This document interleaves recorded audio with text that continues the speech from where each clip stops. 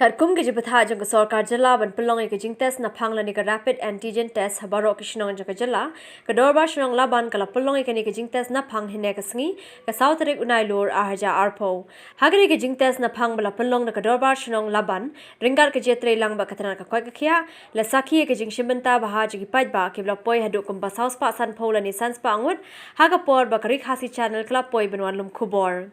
Habai kren ba urang ba shnong jaka Laban uba Edward Kharwan lang ulapan te bola yo priya nga shithi na katra ka koi ka khia na ka benta ka Jingpynlong ke ni ke jing test Naphang ha ka shnong bar ulai thu ba ki Nong Shong Shnong ke lai Shim Bynta ha ke ni ke Jingpynlong ye ke ni ke test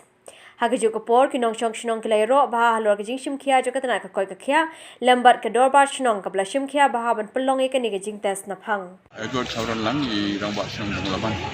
tingi don hang ni ko sam klub mo fi mentai ye ke ni ka random testing coba bentuk ya baru ki try dukan ki baterai kapok ki dukan ki non travelers ni taxi drivers kumju ki riu pai ba kwa ban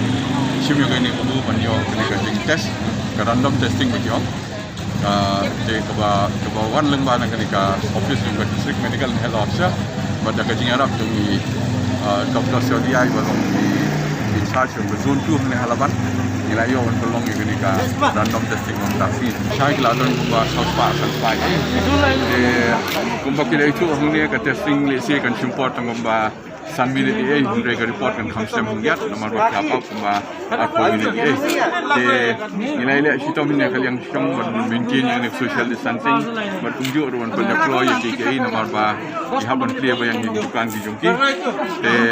tang kini hinga aku play kan ka team ka lawan nako ka DHS wan ne random testing bar kunju ini pai ba belai mi kelut kumne ban one shakmat one tip bar one test ye le dia namun tak ni ka Jingpang